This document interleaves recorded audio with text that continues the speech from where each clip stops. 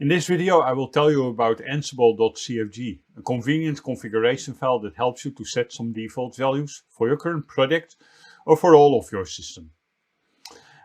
So when you are managing assets with Ansible, you will always need to provide different settings. And these settings can be provided at different levels. You can put them on the command line. That is what we have been doing so far. You can put them in playbooks, which you will learn about later, or in the ansible.cfg.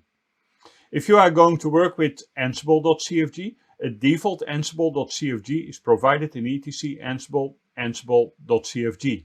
But you can also create Ansible CFG files in project directories. Be aware that if you create an ansible.cfg file in the project directory, then that file will always be used. And if that file exists, the settings in etc ansible.cfg are not considered at all. So settings that are made at a more specific level will always override the generic settings. Now let me demonstrate how to use an ansible.cfg by looking at the default configuration, but also by looking at an example from the course Git repository. So to start with, I would like to show you etc ansible.cfg, which is a configuration file in which you can find all the different parameters, and there's a lot of parameters. As you can see, 490 lines in total, and this is what you can do. I would like to show you parameters that matter, but first Ansible -- version. Ansible -- version is showing you which configuration files currently used. Now we are going to access the course Git repository. Before I can, I need sudo dnf install -y git, because that package is not available by default.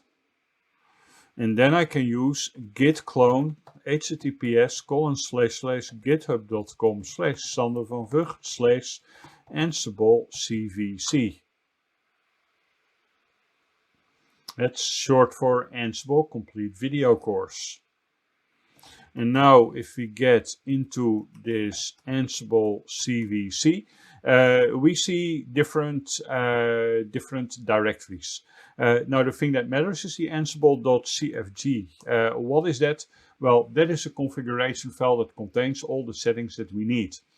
This is kind of minimal. So we have a default section. In the default section, we identify the default options, including inventory, set to inventory, remote user, set to Ansible, host key checking is false.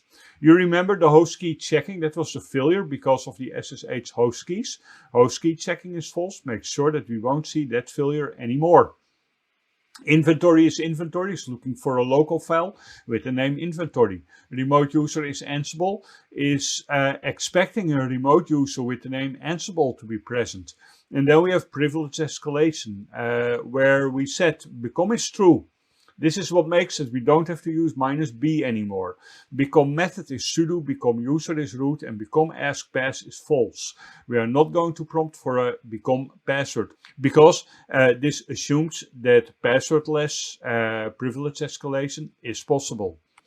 Now let's run this command, and what is going to happen? Well, you can see all the parameters as defined in the ansible.cfg are applied automatically. So I don't need to specify anything on the command line anymore. But hey, what is happening if we would specify it on the command line? Well, easy. Then the command line will always win. That's a generic rule in Ansible. The most specific setting will always win.